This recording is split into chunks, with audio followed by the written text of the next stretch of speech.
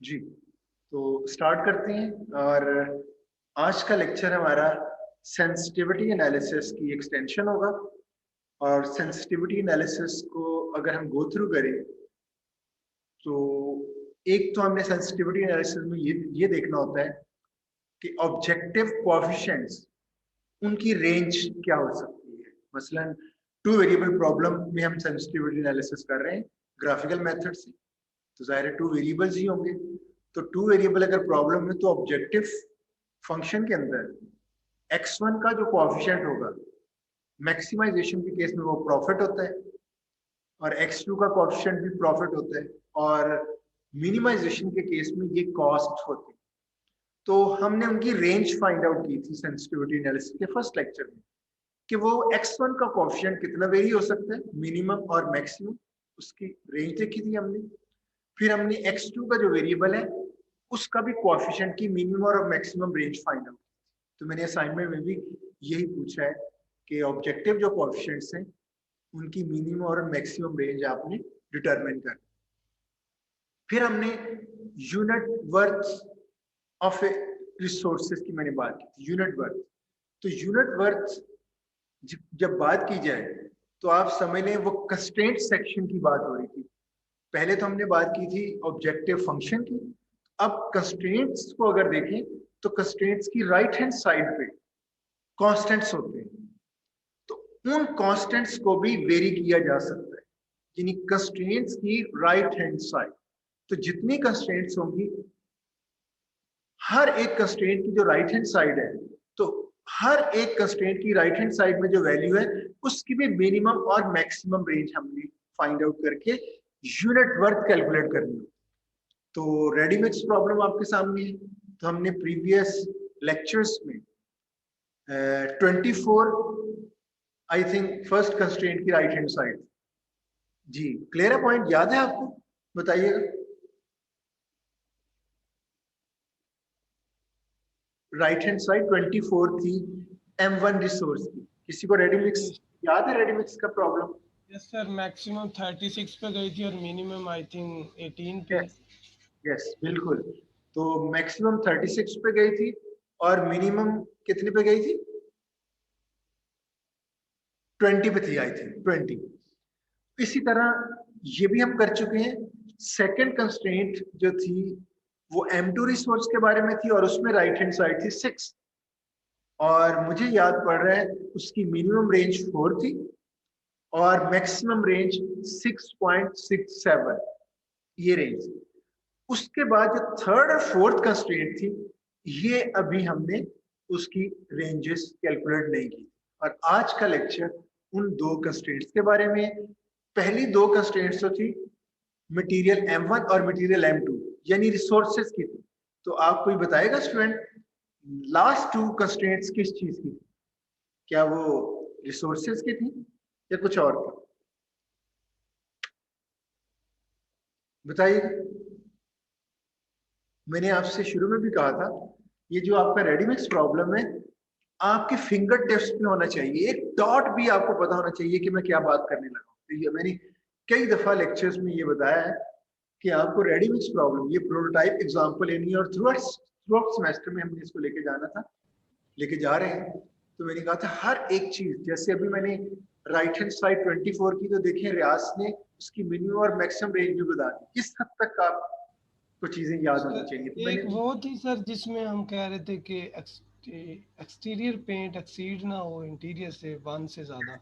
Yes, तो इसका मतलब है वो मार्केट डिमांड थी कि एक्सटीरियर पेंट और इंटीरियर पेंट का जो डिफरेंस है, ये आपको नजर आ रहा होगा इधर, ये देखिए, ये यही कंस्ट्रेंट जो आपके सामने नजर आ रही है, ये एक्सटीरियर पेंट और इंटीरियर पेंट का जो डिफरेंस है वो 1 से लेस हो या 1 तक हो, उससे ज्यादा ना जाए। तो इसकी जो राइट हैंड साइड 1 है, इसको हमने देखना है कि इसकी मिनिमम और मैक्सिमम वैल्यू क्या हो सकती है। सेम उसी तरह जैसे हमने पहली दो कंस्ट्रेंट्स का की मिनिमम और मैक्स वैल्यू देखी। इसके बाद फोर्थ कंस्ट्रेंट है। फोर्थ कंस्ट्रेंट क्या थी? x2 less than equal to 2। किसी को याद होगा, x2 less than equal to 2 means जो x2 होता था इंटीरियर पेंट। तो इंटीरियर पेंट की जो डिमांड थी, ये भी मार्केट डिमांड, वो डिमांड 2 टन से ज्यादा ना हो, आई थिंक इस तरह की कोई स्टेटमेंट। तो आज का लेक्चर हमारा सिर्फ उन 2 डिमांड्स के ऊपर होगा, जिसमें पहली डिमांड ये आपको नजर आ रही है, ये थर्ड कंस्ट्रेंट है, और दूसरी डिमांड वो इसके बाद हम करेंगे। तो रियाज, आपने पूछा था कि ये दोबारा हम क्यों लेके आए हैं, तो उसका आंसर मिल गया आपको? जी सर, मिल गया। जी। तो अभी आप देखें, ये मैंने जो रेड में नजर आ रहा है ग्राफ के ऊपर लाइंस, ये वही 2 कंस्ट्रेंट्स हैं जिनको अभी हमने, जिनके बारे में बात नहीं की।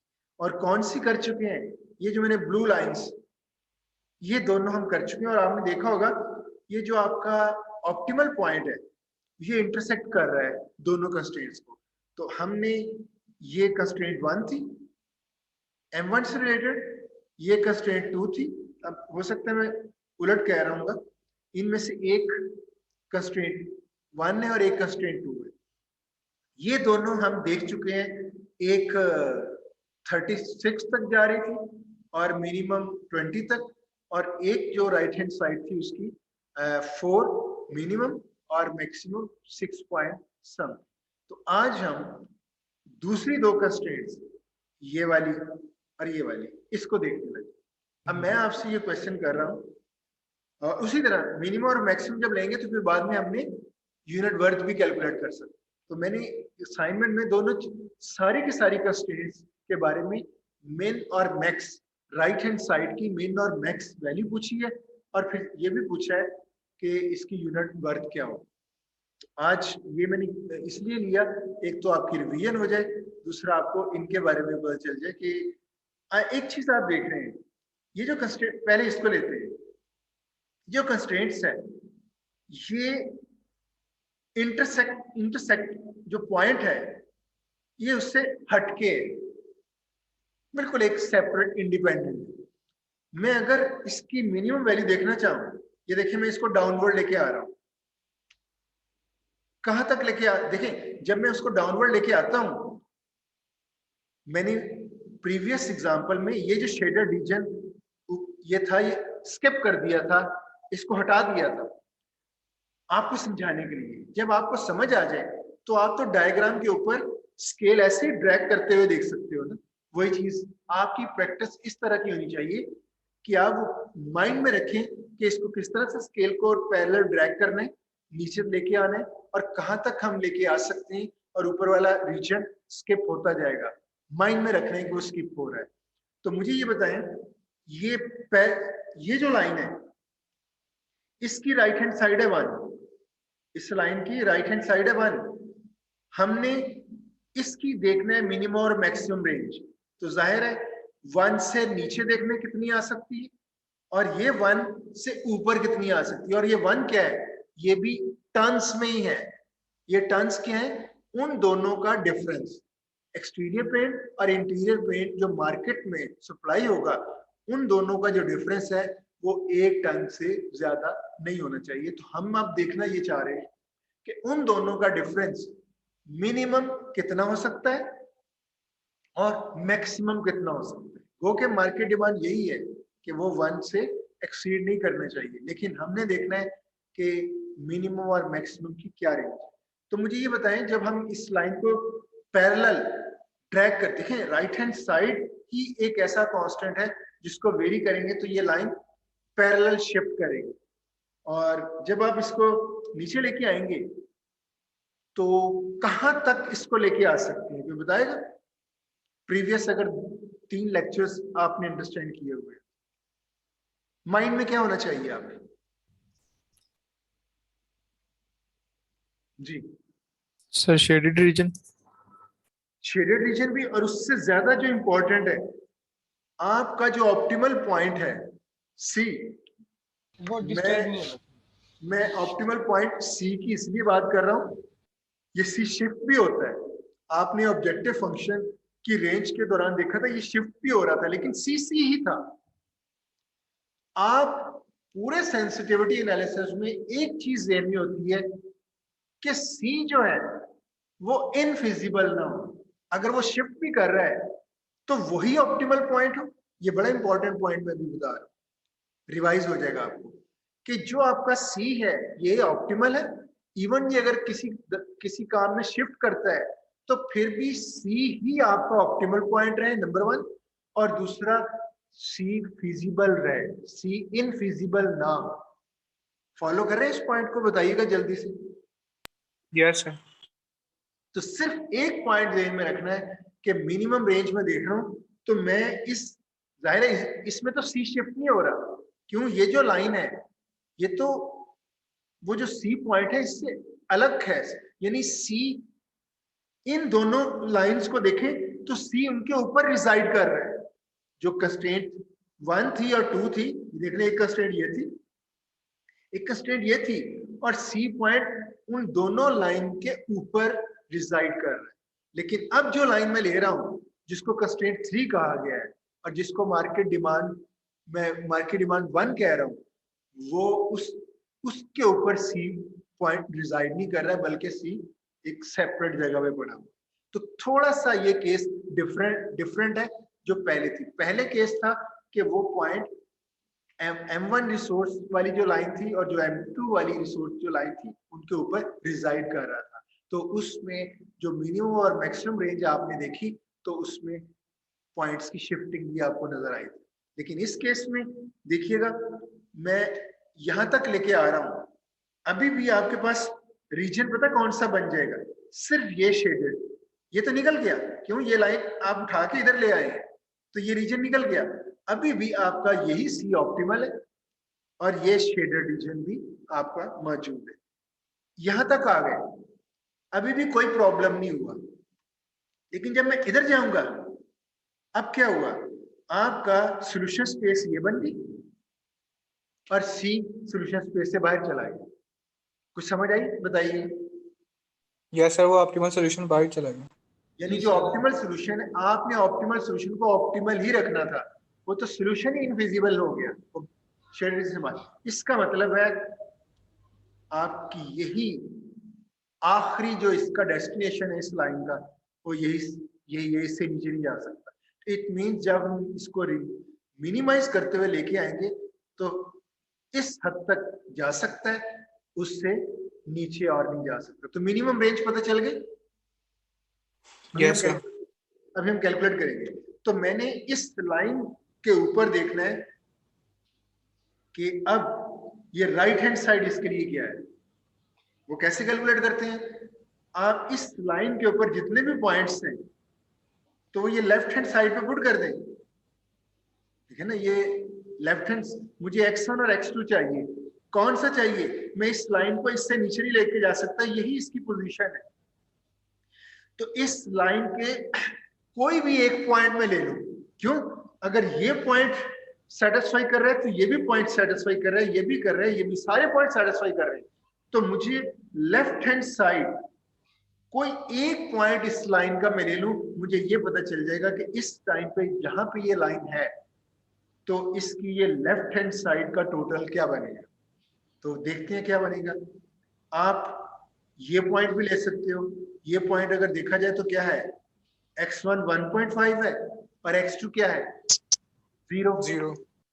तो अगर आप, मैं इधर पुट करूं x2 0 और x1 1.5, ये 1 तो इसका है। अब हमें नया कैलकुलेट करना है इसका देखना है कि इन दोनों, देखें, इन दोनों का टोटल ये है और ये लाइन है ये। इसके लिए जब इन दोनों का टोटल करेंगे जो आंसर होगा वो इसके लिए उसकी राइट हैंड साइड होगी। तो मैं इधर 0 और इधर 1.5, क्या आंसर आएगा लेफ्ट हैंड साइड? -1.5। -1.5 फॉलो करें? Yes sir. या दूसरा आप ये भी कर सकते हो, ये भी तो पॉइंट जो सी है आपके पास ऑप्टिमल सॉल्यूशन, इसको भी पुट करके ले सकते हो। ये क्या था? 3,1.5। आपको पता होगा एक्सटीरियर पेंट 3 टर्म्स था और इंटीरियर पेंट 1.5, वो भी पुट करके देख सकते हो। -3 + 1.5, डिफरेंस क्या होगा? -1.5। देखते हैं, ये मैंने इधर कैलकुलेट किया, मैंने ऑप्टिमल पॉइंट इधर पुट किया है। -3 प्लस 1.5 क्या होगा? तो -1.5 तक ये नीचे जा सकता है। अब आप कह सकते हैं ये तो टन्स में है, तो ये नेगेटिव कैसे हो सकता है? भी जब हम सेंसिटिविटी एनालिसिस कर रहे होते हैं उस वक्त हमने ग्राफ के अंदर जो भी पिक्चर आती है उस पिक्चर को हमने डिफाइन कर दिया कि मिनिमम कहां तक जा सकती है फिजिबिलिटी को मेंटेन करते हुए। इसमें कोई शक नहीं कि नेगेटिव तो नहीं होगा ये टर्म्स, लेकिन आपने जब मैथमेटिकली कैलकुलेट करना है तो जो पिक्चर आपके पास आती है मिनिमम और मैक्सिमम वो आप बता दो। अब ये कौन डिसाइड करेगा कौन सी है? तो जाहिर है वो 1 के ऊपर वो ऑप्टिमल आपको आंसर मिला हुआ है। तो आपने अगर फर्दर उसको देखना है कि जी ऑप्टिमल पॉइंट वही रहे तो आप 1 को कितना चेंज कर सकते हैं। तो एटलीस्ट 1 का क्या मतलब था? डिफरेंस एटलीस्ट 1 यानी कम अज कम 1, एटलीस्ट 1 ही आएगा ना, ज्यादा भी हो सकता है। हाँ 1 से नीचे नहीं हो सकता, लेकिन फिर भी अभी आपको ऐसी कैलकुलेशन मिल गई है कि अगर हम उससे भी नीचे जाए तो नया सिनेरियो मिल रहा है कि -1.5 तक ये मिनिमम हो सकता है। और मैक्सिमम कितना हो सकता है? मैक्सिमम के लिए हम इस लाइन को ऊपर की तरफ ड्रैग करेंगे। हमने ये नहीं देखना कि वो ये नेगेटिव है या क्या चीजें आ रही हैं, हमने ये देखना है कि हमारा ऑप्टिमल पॉइंट वही अगर रहे तो क्या पिक्चर बनती है, क्या सिनेरियो बनता है। तो मैं इस लाइन को ऊपर लेके जाना चाह रहा हूं। तो ये 1 से ऊपर जा सकता है, बिल्कुल जा सकता है। जब ऊपर लेके जाएंगे तो मुझे ये बताएं ये कितना ऊपर चला जाएगा? आपके पास रीजन इस तरह से बढ़ जाएगा, ये देखिएगा, ये ये ये ये यहां तक आ जाएगा, ये वाला रीजन। इवन आप अगर और इसको इंक्रीज करें तो मुझे ये बताएं कंस्ट्रेंट्स की वायलेशन हो रही है या सी पॉइंट चेंज हो रहा है? हालांकि ये लाइन शेडेड रीजन से बाहर चली गई, बल्कि इस लाइन से जो शेडेड रीजन बन रहा है तो उसका 3 दूसरी जो कंस्ट्रेंट्स हैं उसके शेडेड रीजन से कोई डिस्कनेक्शन नजर आ रहा है। फॉलो करें पॉइंट को, बताइएगा। Yes sir. Yes sir. Violation नहीं कर रही है, अभी भी माइंड में रखें, वायलेशन नहीं कर रही। ऑप्टिमल पॉइंट वही है, सिर्फ ये हो रहा है कि ये कंस्ट्रेंट रिडंडेंट बन गई। रिडंडेंट का वर्ड सूटेबल है कहना? Yes sir. तो वायलेशन नहीं हो रही, सी वही है, लेकिन ये कंस्ट्रेंट हो या ना हो इससे कोई फर्क नहीं पड़ रहा।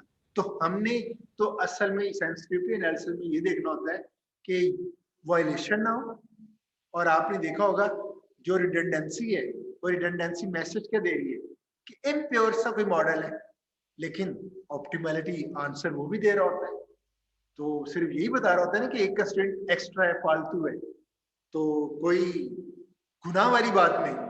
हाँ इम्प्योर जरूर है। तो मैं यहाँ पे ये मैसेज देना चाहूंगा सिर्फ कि आपकी ये रेंज अगर हम इसको थोड़ा सा ऊपर लेके जाएं, वायलेशन ना हो, कहां तक लेके जा सकते और ऊपर कहां तक लेके जा सकते हैं? सर आगे भी लेके जा सकते हैं अभी। ये इन्फिनिटी तक लेके जा सकते हैं। क्यों? ये देखें, ये एक्सेस इन्फिनिटी तक जा रहा है। जब आप ऊपर जाएंगे, ऊपर वाले को अगर जो भी हमें व्यू नहीं मिल रहा तो वहां मिलेगा ये लाइन अभी भी पॉजिटिव रीजन के अंदर ही स्लाइड कर रही है। फॉलो करें पॉइंट को? Yes sir. तो गौर कीजिएगा, ये आपकी इन्फिनिटी आ रही है। दूसरा पॉइंट कि आप राइट हैंड साइड ये जो है मैक्सिमम क्या होगी? इन्फिनिटी।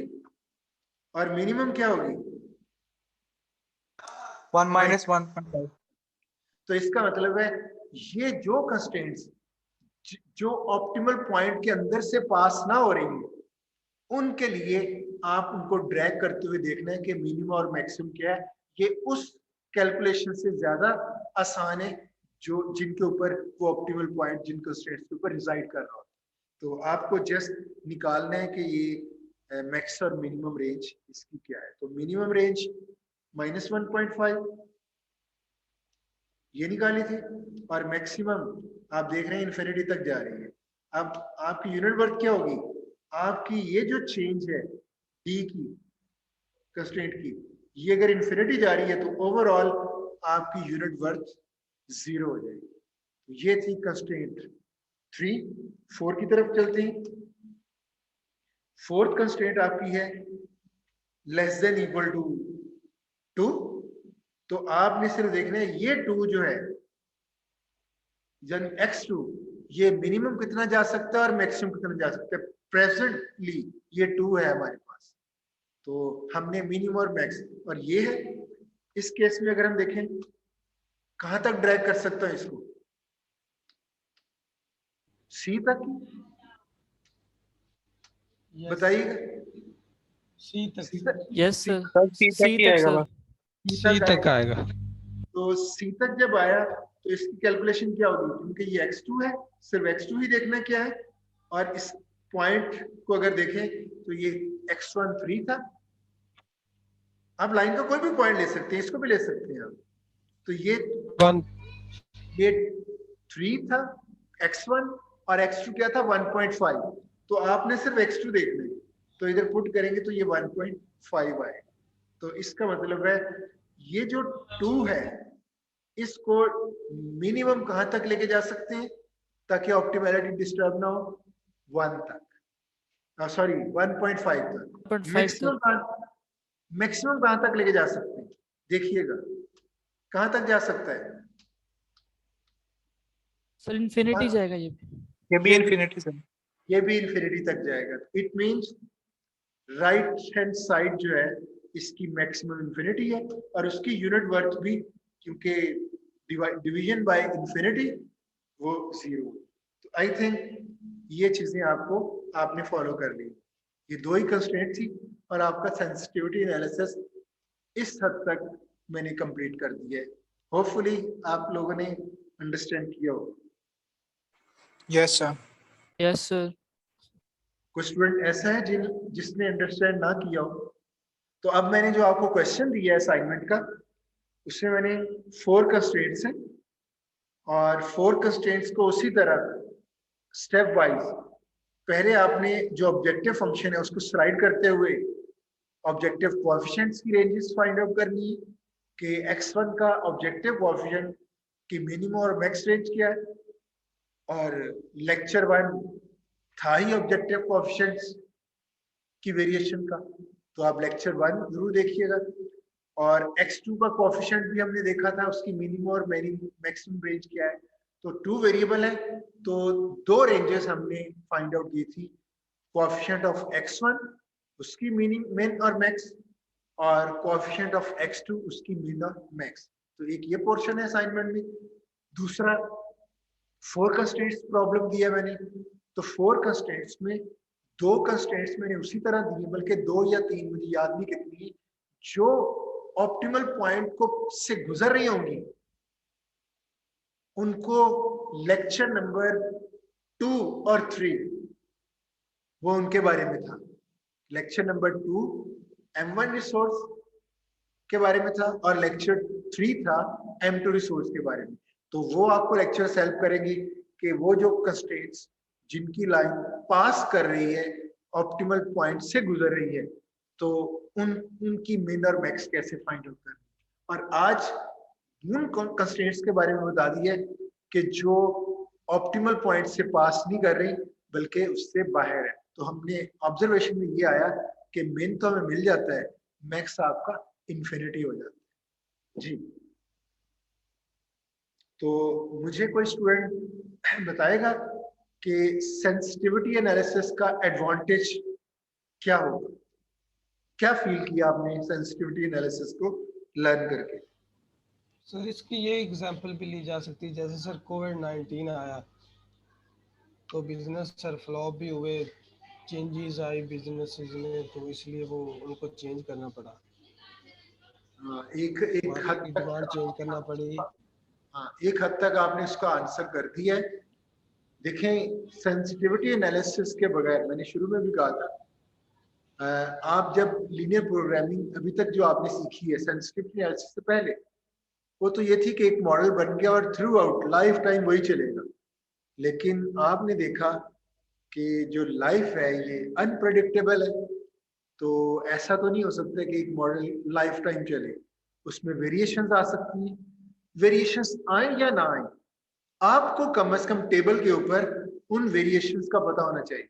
आपने एक प्रॉफिट सेट किया हुआ है प्रोडक्ट 1 और प्रोडक्ट 2 का, आप वो वेरिएशन आए या ना आए आपको पता होना चाहिए इस प्रॉफिट की फ्लक्चुएशन मिन और मैक्स कितनी मेरे लिए फिजिबल है।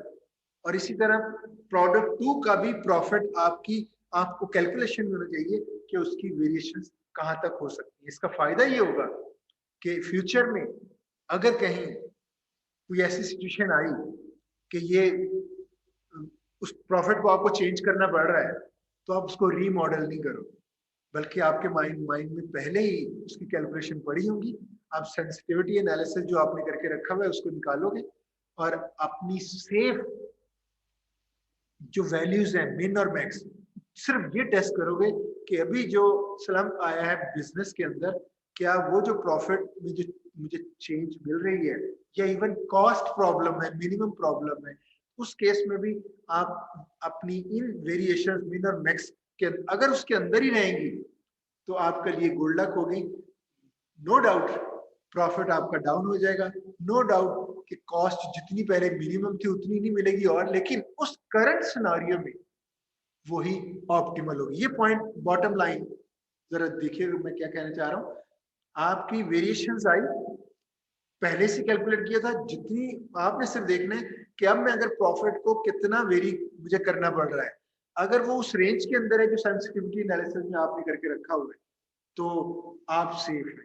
कम से कम रीमॉडल नहीं किया जा रहा, आपका वही मॉडल वर्क करेगा। और आपके लिए मैसेज क्या होगा कि जाहिर है प्रॉफिट भी चेंज होगा और कॉस्ट भी चेंज होगी।